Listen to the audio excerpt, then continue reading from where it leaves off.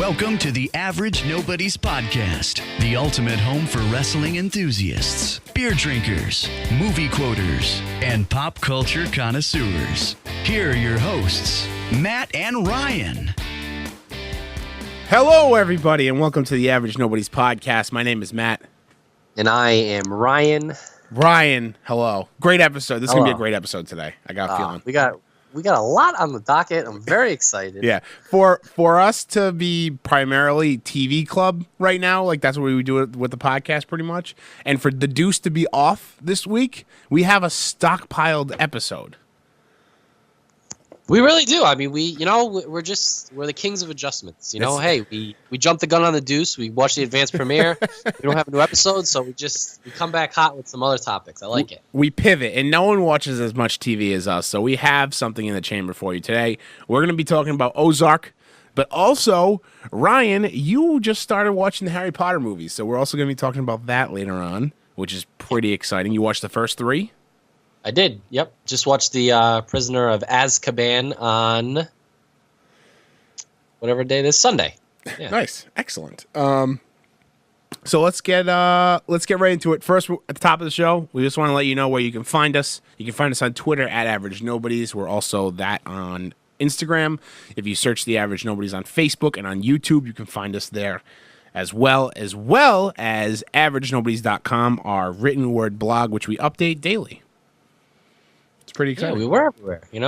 We're everywhere. We're always creeping around on people. And that's how I like to describe us. If you, for some reason, forget where to find us online, just go to AverageNobodies.com. That's pretty much ground zero for everything that we have. Our blogs are there. There's a link to our YouTube page.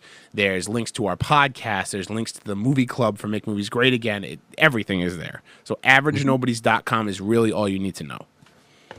Yeah. So. Yeah. And we got a new original video out, part of the Drinking with Class series. We took a tour of Foolproof Brewery in Pawtucket, Rhode Island, and Matt edited it wonderfully as usual. So thanks. And you hosted it wonderfully. It's a great episode. It's our best so far. These we're calling it season 3 of Drinking with Class have been one after another have been the best episodes that we've ever done. Best and best and best. So we're on a roll here. I'm not afraid to pat ourselves on the back. Absolutely not. I like it. I liked it a lot. I've already watched it twice, and I'm gonna keep watching it until the end of time. So shout out to Nick Garrison over at Foolproof Brewing. Thank you for having us. We had a great time, and you'll see us there very soon for a tasting. Oh yeah. Hope you like the video. Yeah. So let's get right into it. First up, people watching. What do you got? What do you got for us? I got some good stuff for you. So went to the Red Sox game last night. Me and Deepak. Excellent. Mike D couldn't go. He was in Washington D.C. Okay. And so Deepak came with me, and so we're sitting, and we're in the bleachers. So if you've ever been in the bleachers of a baseball game, it's an interesting experience. Yes. There's always an eclectic mix. For example, we did a 10-game package. So with the Red Sox, they offer 3 different 10-game packages. You can do Tuesday, Friday, Wednesday, Saturday, Thursday, Sunday.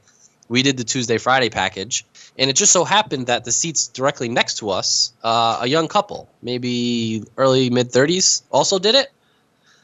But it's not just the young couple. They also bring their baby. And when I say baby, I mean baby, like 2 weeks old.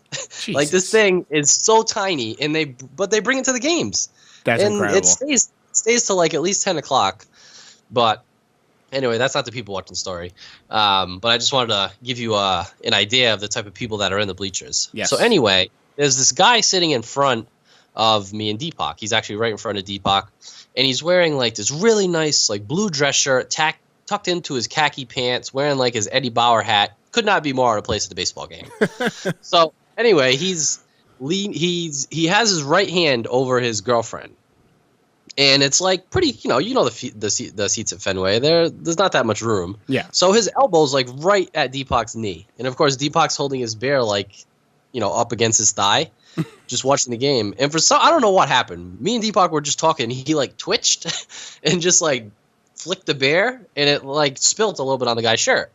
So the guy, so Deepak goes, "Oh, I'm so sorry. I don't think I got it on you." And the guy goes, "No, you did. You got it on me." And Deepak's like, "Oh, I'm sorry." And he's like, "This is a really expensive shirt, Oh, God. Yeah. Oh, so Deepak's fuck like, you, all right. buddy. Yes. Deepak's like, I said I'm sorry. Literally, Matt, it was like if you stick your thumb out to the side, that's the length of the stain on his shirt. Yeah. And it was like on the tricep of the shirt. I mean, it was a very, very small stain. Yeah. So Deepak's like, all right, again, I said I'm sorry. And the guy's like, where'd you go to college? And we're like, oh, geez, here we go. So Deepak's like, oh, URI. He's like, oh, URI. He's like, what'd you study? And Deepak's like, civil engineering. He's like, oh, yeah, I got a PhD in computer science. We're like, all right, you've obviously been waiting up to bring that up for a while. Yeah, Jesus like, Christ. What does he, like, wait for people to spill stuff on him so he can just prop this out? It's odd. I think so. So he goes, oh, you're wasting beer. You went to URI. You should know better. He's like, again, I'm sorry. I didn't do it on purpose. And the guy keeps going on and on. So he goes, you a sports fan? And Deepak's like, yeah. And he goes, who's the coach of URI hockey? And Deepak goes, I don't know. He goes, oh, you're not a sports fan. What? So Deepak goes, more about sports than you do. And they're arguing back and forth. But it's like, why is that the go-to? Hey, you a sports fan? Yeah. Coached your college hockey team. Well, what does that prove? I don't. That's unreal. First of all, I don't think that in the history of mankind there's ever been a question asked to another human being at a sporting event if they're a sports fan. Yeah. I mean, we're here watching the Red Sox, so there's a good chance that I'm a sports fan. Again, that was just a question to for some odd fucking reason he knew who the coach of the URI hockey team, obviously, right? I mean, he must have. Yes, he did. Just for some odd reason. You know what I mean? Like, what the fuck? What does that even mean? I have no idea. But Deepak took it very personally. He goes, I know a lot about sports. And then what a dick. So yeah, so that was that part of the game. And then we're leaving, and there was a concert at House of Blues, and that's where our gate is, where we enter and exit, like right next to House of Blues. So we go out, and there's like a girl like sitting down, and like her boyfriend or whatever, the guy is like sitting next to her, and like she's like leaning over to the side. Yeah. So like we walk by and she's puking, but the guy's like trying to catch it in his hand. Oh, why? Let it go on the street. What are you doing? And like now there's tons of people. The game just got out like 15 feet further, and this other kid's puking like in the street, and we're like, what happened? It was awful. That's like the beginning to like a zombie movie, and like everybody just starts turning right in front of you. Of course, like in Boston, everyone's walking like, oh well, just whatever, just another day. Just another day. Sox win. Sox win. Hey, big win. They're losing now, but they got a big win. But yeah, that was my people watching. Just quite an interesting night. You never know. Why was that guy trying to catch the vomit in his hands? Oh, it was disgusting. It was like my running. God. Why? Like, Why? Oh, that's disgusting. Have some like I don't even know what the word I'm looking for is. Like I don't know. Just like be aware. Like you don't need to be catching the vomit in your hand. It's not how it works. Oh, jeez. So that's my people watching. Okay. Well, what? Quite an eventful one. Yeah, sounds like it. So do you think you'll see that guy again that sat next to Deepak? Like, or was he just like a random goer? Yeah, I mean, this is our 9th game, and it's always like different people around you. Yeah, and a lot of it depends on like yesterday was Boston Bruins night, so the guy must, if he knew the URI hockey coach, he must have been like a huge hockey fan. That translate to the Red Sox? I don't know. Yeah, but I don't know. Whatever. He has a PhD. He knows more than us. So he has a PhD, so he's the smartest man alive. Yep, he's better than us. It's true. So all right. So up next, before we get into people versus the internet, let's go into people versus themselves. Here in the United States, we had a couple hurricanes hit us that was pretty devastating to Houston and Florida. But during the natural disasters going on, Florida just couldn't help itself in being absolutely peak Florida. So the Floridians, what their quote is like, "Let's show Irma that we shoot first." This is what the I don't know who said it first, but this is like a Facebook that they created. Okay, great. Let's show them that we shoot first, and basically telling people to shoot at the hurricane. Okay. So everybody, following along so far. Try to grasp that. At that point, I believe it was at first a sheriff's department tweeted out, and then like an environmental science agency tweeted out. or a weather agency tweeted out, like, not to shoot the hurricane. And there was this like big colored diagram showing how if you shoot bullets into the hurricane, they're gonna come back around and they're gonna like hit you. Like it's like a boomerang, but with bullets. Right. So don't shoot bullets into the hurricane, which is just absolutely peak Florida. Like this is, if you had told me a hurricane hit a state, the people who lived there were shooting bullets into the hurricane, and then the people, I don't even know if it was people that were in Florida, but just people had to tell them, listen, don't do this because the bullets are going to come back and they're going to kill you. And I want to know who is under the impression that a hurricane shoots people, like because the event description was we shoot first, as opposed to what? Like the hurricane doesn't shoot you. I don't know. Again, I guess it's Florida. A good thing I can't understand it. No, we don't get these type of things. This is all about Florida. This is just what they do. It really. Only people in Florida would think shooting a hurricane would make it go away. Or intimidate it. Intimidate an inanimate force of nature. Yep. So, people versus themselves. Luckily, no one was hurt while they were shooting. I'm sure that because I think the same people that created this Facebook group for showing them that they shoot first, I'm sure they didn't go and check back to make sure that this was safe. I'm sure they just did it. Like, this is a great idea. Let's go out and do it. So. Nothing could go wrong. So hopefully everybody is safe down there. Also from the hurricane and also from shooting themselves in the hurricane. Well, both instances. Next up, we have people versus the internet, specifically Ted Cruz. Let's get ready to rumble! Ted Cruz. Not the best week for Ted Cruz. Not the best week, and you know what? I think we have a new title for him. He's a Twitter porn aficionado. Yes. That's how he shall be referred to from henceforth until the end of time. Yes. So what happened here?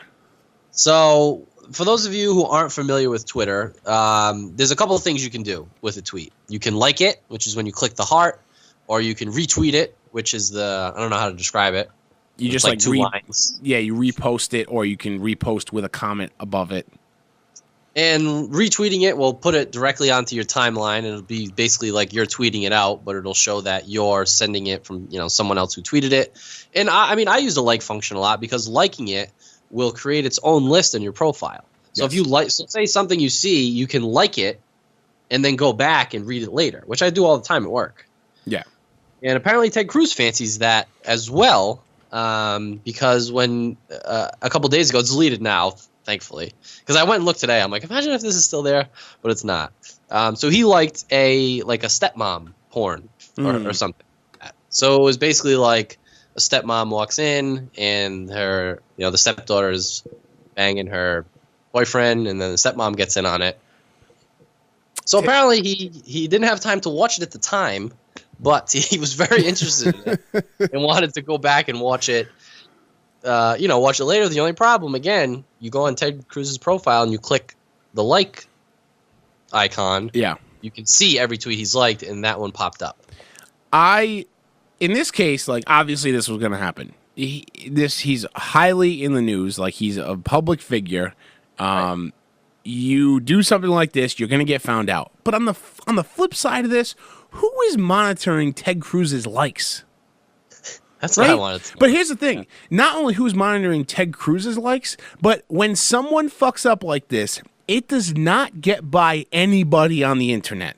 Everybody knows. You can't put out a tweet for anybody, a millisecond, you know what I mean? If you're someone of his fame, and have it and then delete it and then have it go away. It doesn't happen. That is forever. So when you do something like this, it boggles my mind, but it makes total sense. I don't know how to explain it. Like, someone is monitoring this, but who? Who is monitoring Ted Cruz's like column? Who's doing that? Yeah. It's not even like his Twitter account. So you have to click on the profile, go in the likes column, and then find something. So, like, imagine, I just picture someone painstakingly doing it for years and finding nothing, and then the crown jewel. Yeah, it all pays off. So we know from experience, we have people that come on our Twitter all the time. They're a bit bizarre. I'm gonna put it out there. They're a bit bizarre. There's very rabid fans of certain things, and they go from one extreme to the other. I mean, from the most casual fan to like, I have a Gal Gadot Twitter account and I just post pictures of Gal Gadot all day long. This is someone that follows us. I'm not making this up. Like, you have those people. So there are those people. Then there's also the people who just hate these people, and I'm assuming that that's where this came from. They're just monitoring Ted Cruz to like expose him. You can't even really monitor likes. You have to literally manually go look at them. You can put an alert for tweets. So if Ted Cruz tweets something, I get an alert, right? Right. But you can't do that for likes. This is a manual. You have to really, really want to go and find these likes. It's crazy to me. Also, what do we think really happened here? Because do we actually think Ted Cruz is surfing Twitter and liking porn, or is this an intern's mistake? Yeah, there's no way. Like, someone like him, why would you even run your own Twitter? Like, there's no. I'm sure he doesn't even know he has a Twitter. Exactly. Yeah. And that was his excuse, which I actually kind of believe him. He's like, it was a staffer. And I said, you know what? He's probably right. It probably was a staffer. It wouldn't make sense for him to go and surf for porn on Twitter. Yeah. It just doesn't make sense. But the interesting thing is that the actress, the main actress in it, looks a lot like his wife. That's odd. That is odd. Odd. That is odd. So I don't know. It could be. And honestly, going back to whether it's him or not, it doesn't matter. It's his Twitter account. He has a blue check mark. That is supposed to be him. All intents and purposes, that's him. And whoever you put in charge of that is representing you. So if he's liking porn, then you like that porn as well. That's what it comes down to. I don't care who liked it or retweeted it. I hate all the people that cry hack. I got hacked. Someone else did it. It's your Twitter account. The reason why you have that blue check mark is because you are who you say you are. Am I wrong? No, you're not. And you know what? If he got hacked, I feel like they'd do something a little more damaging than liking. Yeah, such a tweet and hoping someone finds it. Yeah, that's bad. I mean, I run the Save the Bay Twitter account, and I always get nervous all the time. Like, I'm not out there. First of all, you know what I mean? I'm not going to sit here and be a prude. I've looked at porn before. Okay? Yeah. But I'm not the type of person that's going out and liking porn on my Twitter account. I don't want to do that. It's not necessary. So many other options. It's really not necessary. But I always get nervous when I'm running Save the Bay's account, like, because I have Save the Bay's Twitter account logged in on my phone with my own personal one and Average Nobody's. So I always make sure, like, even though I'm not liking like the worst stuff, you know what I mean? I'm not liking porn like this. But I still get nervous. But imagine this kid we're gonna say it was his intern, right? For this case in point.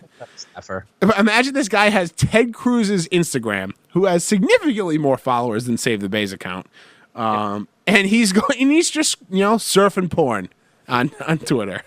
Amazing. This world is something else. Have a day. Ted Cruz, you lose versus the internet. It's all there, black and white, clear as crystal. You get nothing. You lose. Good day, sir. One more thing before we get into TV Club today. John Cena put out an all-time tweet. And when I say all-time tweet, this is a top 5 tweet of all time. I don't know what the top 5 is, but it's in the top 5, probably top 3.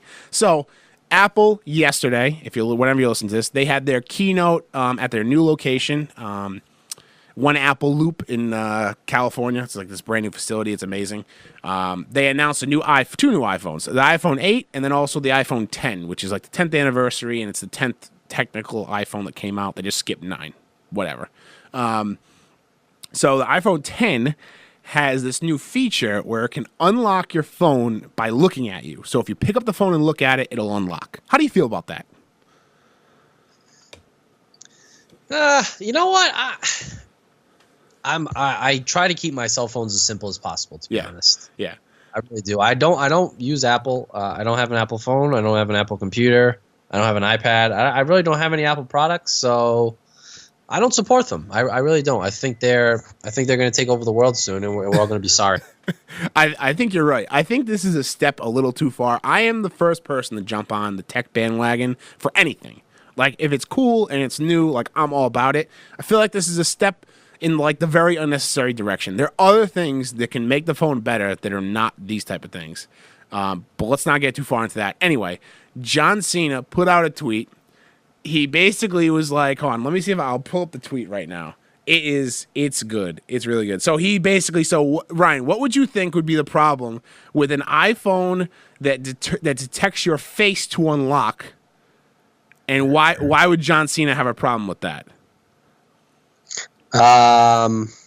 So anyway, so the tweet was sorry. I'll give you a chance to answer. But anyway, well, because you could. Could they just use like a picture of it, or? Well, no. So that's all fine. Like it supposedly is like really good technology. You won't be able to use a picture, a mask, nothing to fake it.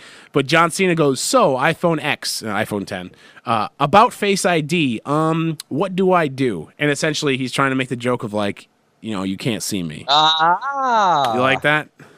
Wow. I thought that was great. I thought that was really spot on, and it has like let me see. Clever guy. Yeah, it has almost 300,000 retweets, 495,000 likes. And I mean, John Cena has 10 million followers, so that's not out of the ordinary, I guess.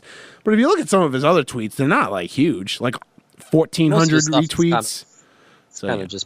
He's kind of just like pimping stuff out anyway. Yeah. Now, if Apple was smart, they would do a commercial with John Cena. Yeah. Because WWE is already all about it. Yeah, like imagine like it's like he goes to do it and it doesn't work, and it's like they make a funny joke. That would be awesome. Yeah, I like that. See, and you got to kind of think about it for a second too. Yeah, he's a smart guy. I like him. He is a smart guy. Very big fan of John Cena. He's been linked to a few new movies coming out, including Shazam, and he would play Shazam, which is a DC superhero, whose villain is called Black Adam, and I'm not sure if you know about this, but The Rock is supposed to be playing Black Adam. So imagine John Cena and The Rock in a superhero movie where they're pitted against each other. That'd be pretty badass. Pretty cool, right? So I'm excited. I think he's on his way out quicker than people think in WWE. Yeah, and honestly, with the talent they have on the roster, not many people will miss him, but they're going to love when he comes back. That's the thing. And like they're putting him in like all these like dream matches on random episodes. Like he fought Braun Strowman on Raw. He fought Nakamura a couple weeks ago. He's fighting Reigns in like a week. So I think they just kind of want to get those matches out of the way. Yeah. Just so, they can say they did them, and like he's putting guys over. So good for him. Yep, absolutely. Big fan. All right, let's get into TV Club. So let's start off. We'll leave Harry Potter for last. Let's talk about Ozark, because I literally just finished watching it about a half hour ago. I had to finish up the last episode because I just couldn't get through it last night. I was so tired. I was falling asleep. What are your first reactions with Ozark? I really liked it. There was actually it was a detriment to it, and it's because I just finished Bloodlines. Yeah. Which was a very, very similar tone.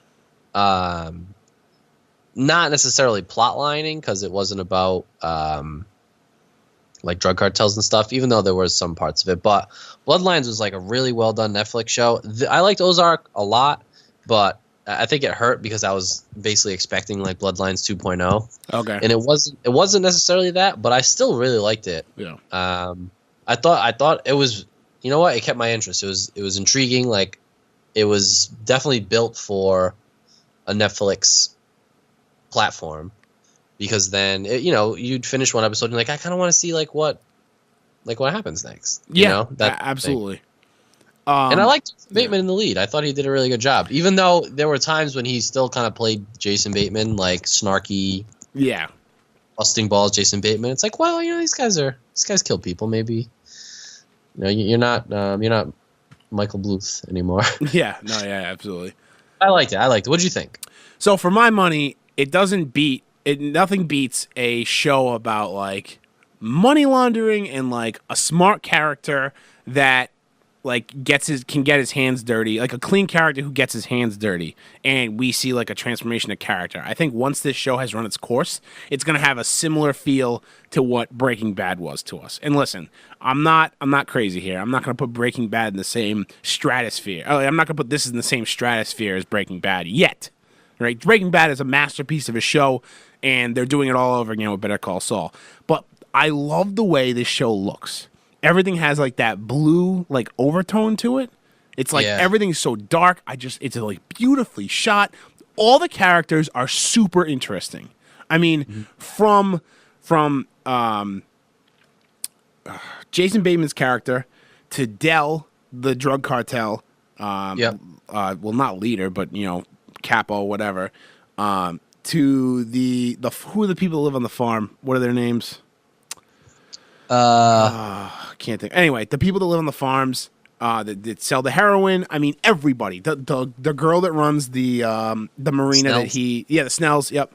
The girl that runs the marina. And then my favorite character, Ruth Langmore, who's she's so good. They tried to, and I don't know if there's any overlap, but this show is written with a lot of the same kind of payoffs that you get in, and I'm going to do it again. I'm going to compare it again to Breaking Bad. You think he's like, this is it for him, but he talks his way out of it, and he's smarter than a lot of the other people that are around him, and he figures out a way, and you're not sure how he's going to do it, but he's going to pull it off. And you get that throughout the show up until one of the last scenes, and then you're like, I don't know how he's going to pull this one out, and I'm like really excited for season 2. Yeah, and like I said, I mean, I like how they basically used, like him kind of being smarter than everyone else. They get around things when you're like, nope, this guy's backed into a corner, it's over. Yeah. But he's able to get out of it. I agree. I think Ruth Langmore, actress is Julia Garner. She was the standout. Yeah. She was just super. She was so interesting. I loved her character. I thought she was great. And like you said, I mean, every character had something to it. Like the cop, I think it was Roy. Roy Petty. Is he the main FBI agent? Yeah, Roy Petty. Like the gay one, the main FBI right. agent. Yes. The FBI, yeah, the agent. Yeah, definitely. Yeah. He was really good. And I don't know. I thought it was really enjoyable. Holly and I breezed through it. We just watched it a couple days. I'm trying to see. So just for everybody out there, we'll go through a quick recap of what the show's about. I mean, we're probably going to get into some spoilers while we're talking about it, just a heads up. But so Marty Bird, Yes. he is a money launderer with his partner, who his name escapes me now. Excuse me. Bruce. Doesn't last long. Doesn't last long. Something happens where some of the money goes missing because his partner's an idiot. The cartel doesn't like that, and so the cartel is going to kill him, and he finds a way out where he, just randomly he had been talking about vacationing in the Ozarks with his now dead partner, and he goes down to the Ozarks, and he says he can money launder for his drug cartel boss down there, and it would be easy. But little does he know that this town has a lot more than meets the eye. You got the underbelly type characters with the Langmores, and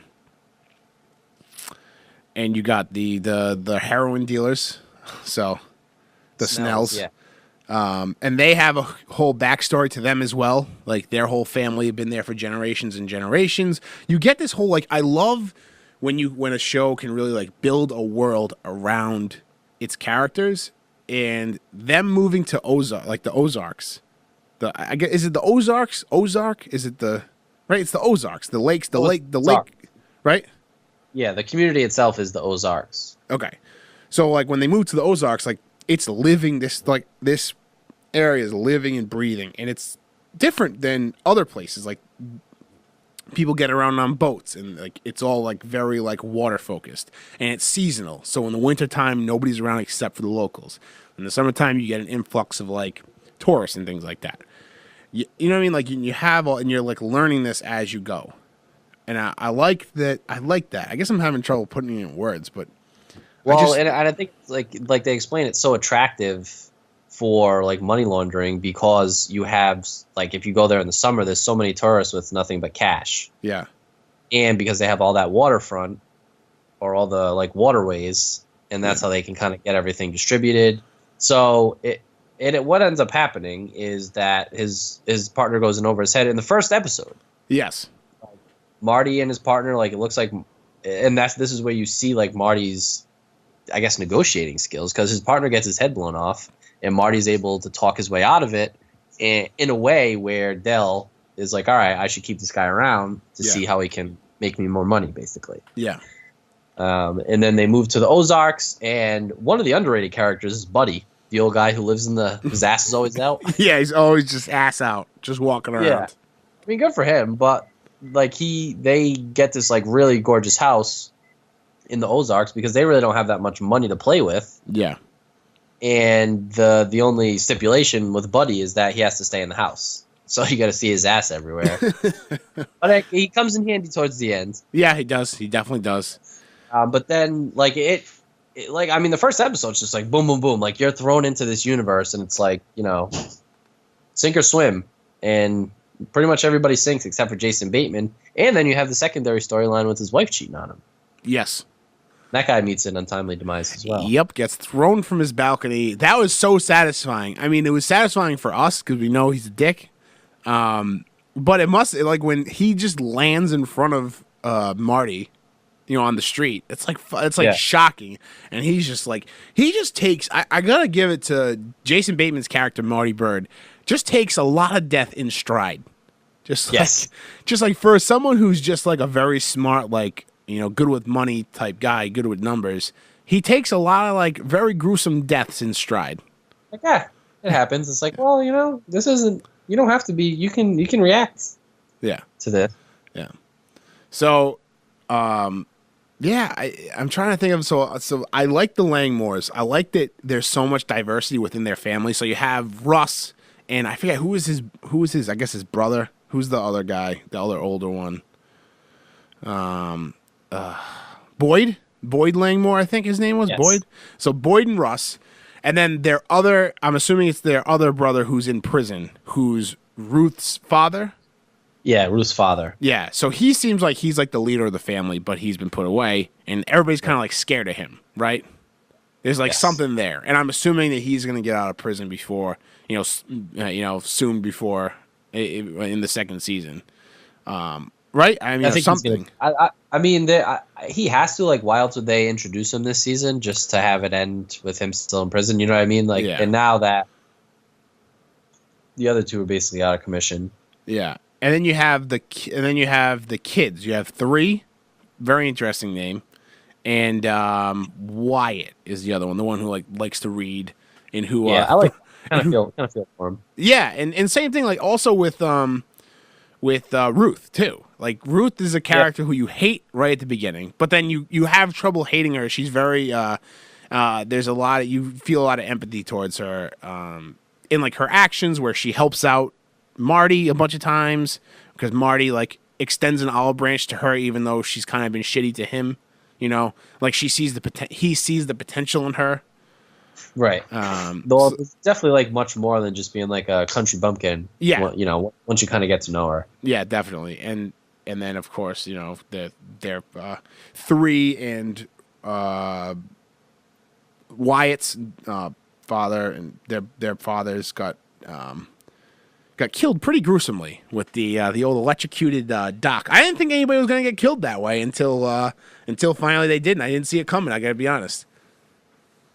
Yeah, that not the best way to go. No, it wasn't. And they had like set it up so many times where like that FBI detective de-rigged it so Marty wouldn't be killed. Yep. Right, and then they kept talking about it and like trying to do it again, and I thought that like that was it, like that gag or that like spot was going to be gone, and then all of a sudden, I think it was the second to last episode, they get fried right in their little rowboat, so that was wild. I like stories like this. I just like the money laundering. I like not organized crime, but like this type of stuff.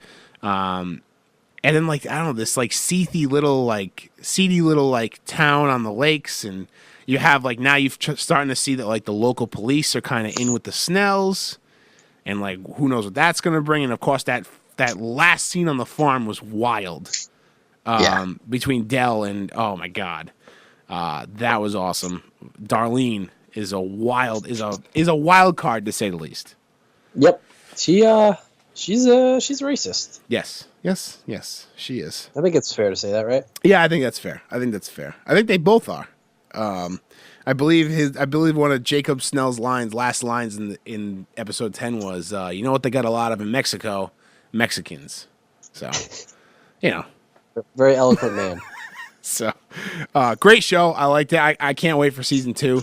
The only problem with a show like this, I want it so bad now that I had to like immediately like throw myself into another show that I haven't seen so I could like try and forget about it. So I literally just started before we jumped on here. I'm not done with the first episode yet. I started Westworld finally.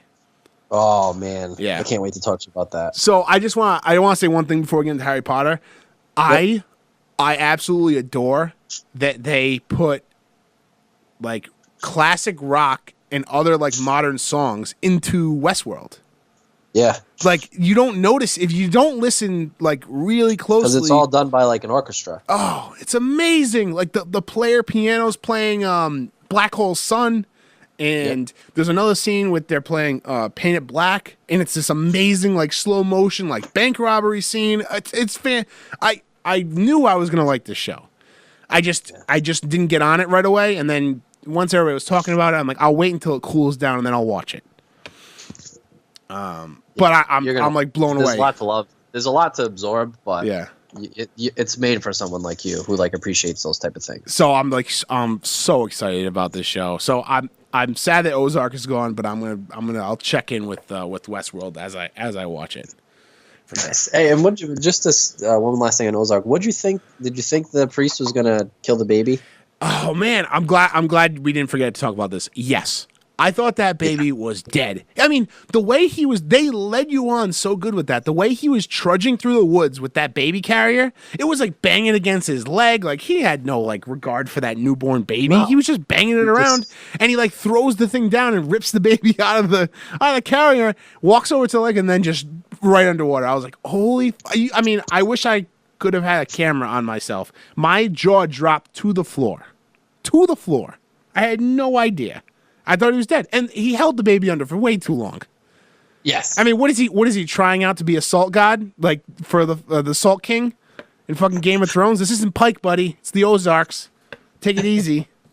Jesus. Like I can't imagine the baby's lungs are fully developed. Yeah, you can't do that. Like that's not a thing.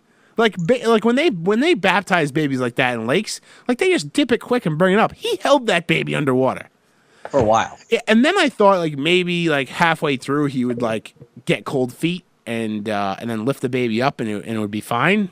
And then like you see that, but when he lifted the baby up, like he was super excited that the baby was baptized. You know what I mean? Like that was his plan, but he held it under for way too long. Yeah, and especially like I feel like that shouldn't be the look in your eye when you're holding the baby underwater. No, not at all. He just had like a dead look in his eye. That was a wild scene. That was a wild scene. Oh man. Not a great look from Marty Bird either. Get called the devil.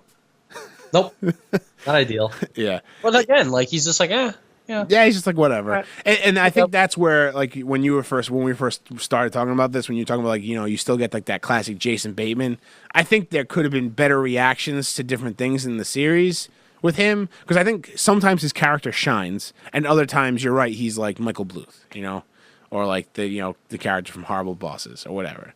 He needs to be a little more, I guess, dynamic is the word I'm looking for as far as acting goes. Expressive. Yeah, expressive, a little more dynamic, a little less snarky. I think he needs maybe he'll have the turn like Walter White has, where he turns into Heisenberg and he's no longer Walter White. Well, that's the thing. Like this is only season 1. I mean, I don't know how long they plan on doing it, but you can't. It's a lot of. I feel like with Netflix, because you watch it so like bingey. Yeah. That you forget that it could just be part 1 of 5 parts. You know what I mean? Like it's like, oh well, no, this is it. Like this is his character's fully formed, and it's like no, like it's. Yeah, you're right. You're right. Come. Yeah. So I mean, I think there's room for improvement, but also I'm willing to see where it goes. Yes, I agree. So anyway, for TV Club next week, we'll be back talking about the Deuce, right? Because the Deuce is new this weekend. Yes. Okay, perfect. So we'll watch the Deuce this weekend. We'll be back talking about the Deuce next week, and maybe I'll have a Westworld update as well. Oh, wouldn't hate that. So Ryan, tell me about your first Harry Potter experience. I'm really enjoying it. It's really blown me away, this universe that J.K. Rowling created. I knew I'd like it once I was never someone who's like, I'll never watch Harry Potter. I just didn't get into it when I was a kid. Mm-hmm. I pretty much missed out on everything that wasn't wrestling when I was a kid. Sure. Like if it wasn't wrestling in the late 90s, early 2000s, I probably wasn't watching, reading, looking at it. But I knew like once the time was right, I would watch it. So I watched Harry Potter and the Sorcerer's Stone a couple weeks ago, and I loved it. I thought it was great. And then followed that up with Chamber of Secrets, and then just a couple days ago watched Prisoner of Azkaban. Mm-hmm. And I mean, I love it. I love it's, especially in the first one. I mean, I was watching it, and I'm a big Alan Rickman fan. I mean, rest in peace. I don't know how he couldn't be, but I'm watching it. I'm like, oh, he's always kind of like a bad guy. And then he plays Snape, and I'm like, he's a bad guy. He's gonna turn on Harry, and then they just pull you in the other direction at the end. Like he was saving Harry throughout the whole movie. Yeah, and I honestly didn't see it coming. I didn't. I was like, he's the bad guy. But he was actually just saving Harry from he who shall not be named. Yes, I'm not gonna say his name on this podcast. Very good, Brian. Very good. But yeah, I mean, I thought it was. I love the first one, and then it's kind of like it's progressed as far as the tone. Mm-hmm. The first two, because I looked them up, were directed by Chris Columbus, and he's done like Home Alone, Home Alone 2, Mrs. Doubtfire. Those are like lighter. Yes, very light. Also, great name. Yeah, seriously. Christopher Columbus. How many times do you think he's got? Hey, did you discover America? It's like, all right. No.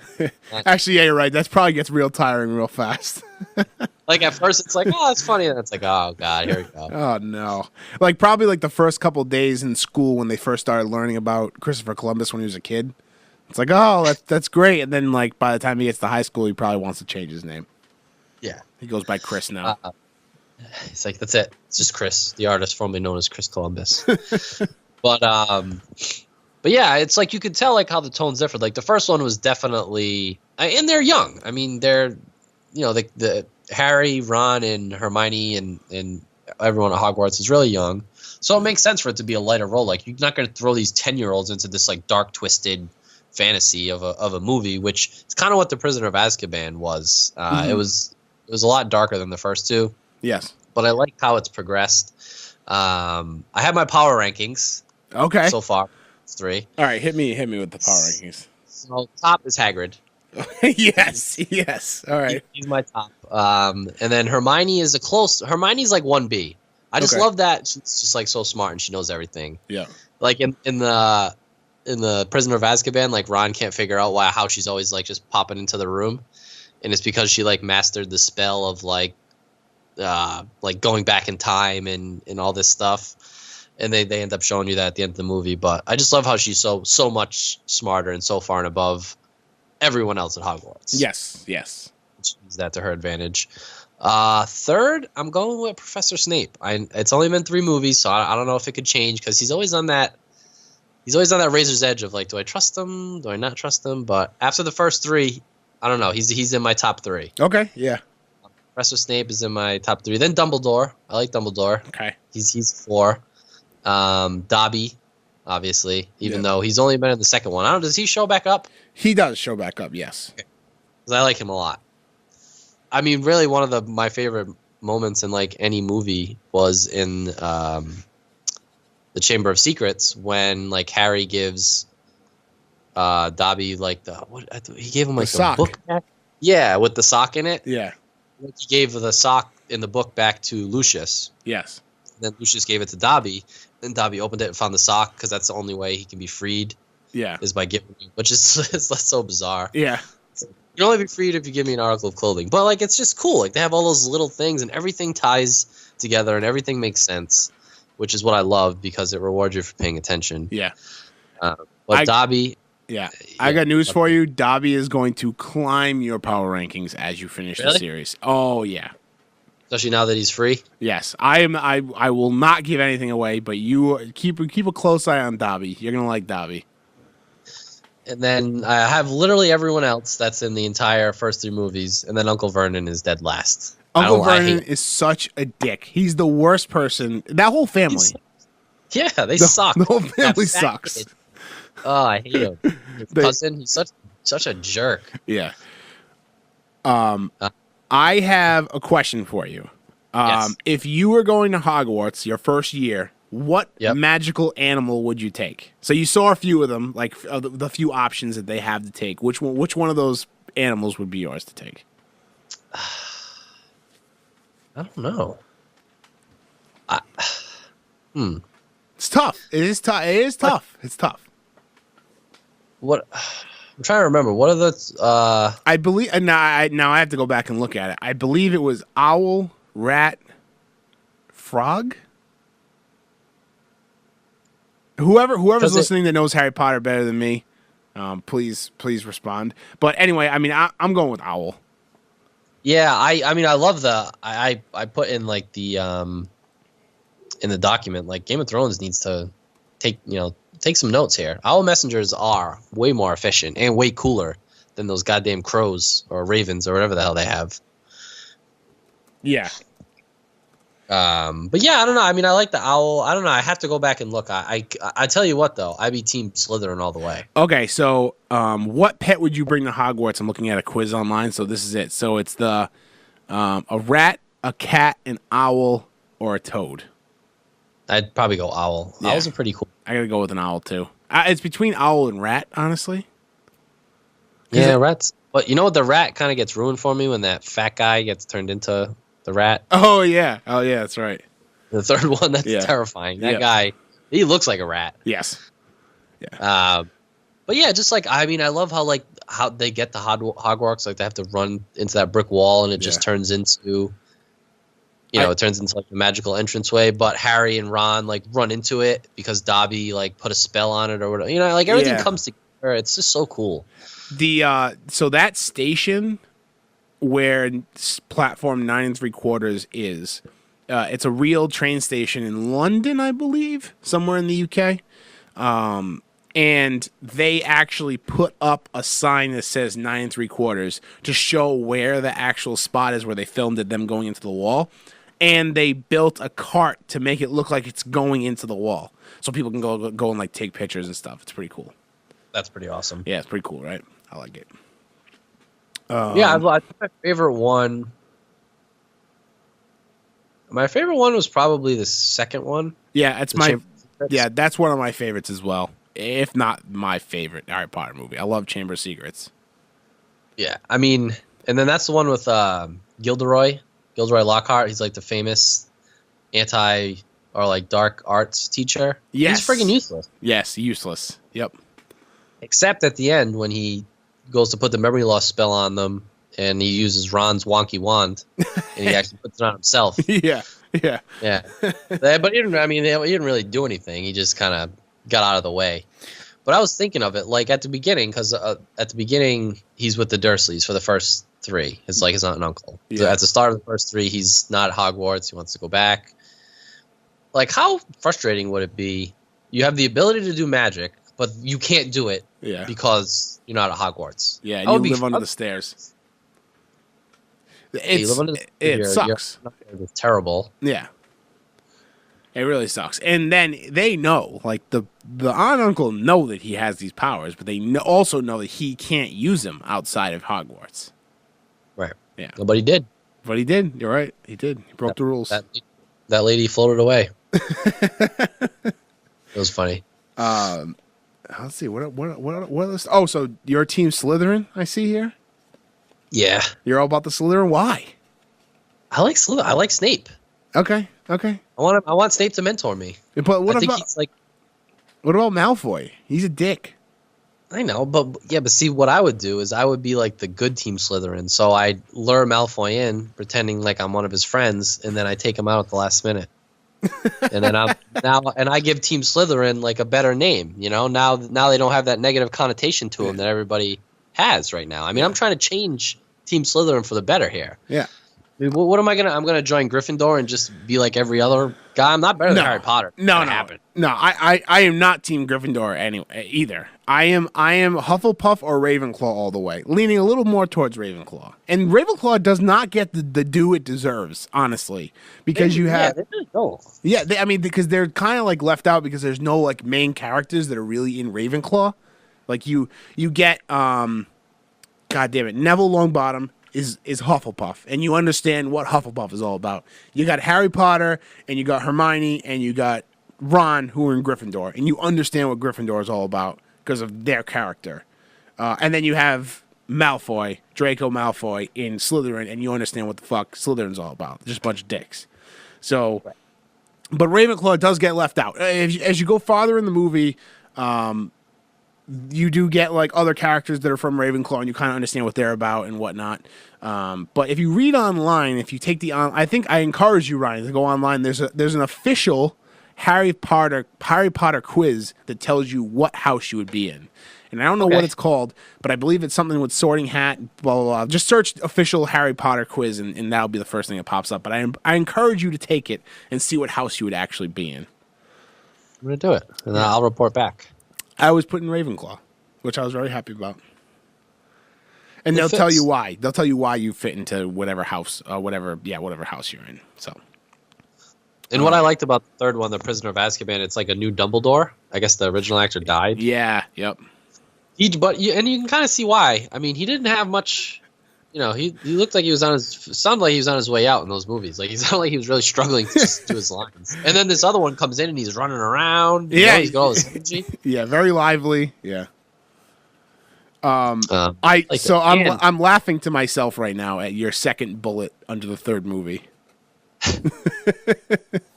I never knew.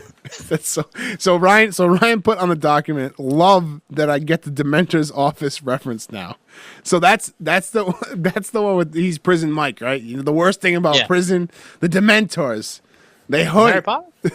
Harry Potter? So you get it now, right? Wouldn't that be the worst part of prison, the Dementors?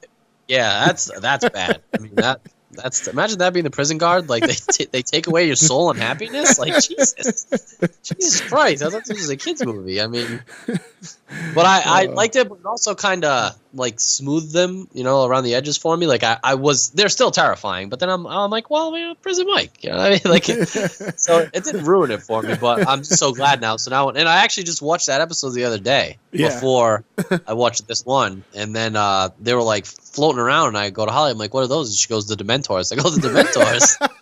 I was like, I know that. So that was like that. Now I'm glad I get that. Yeah.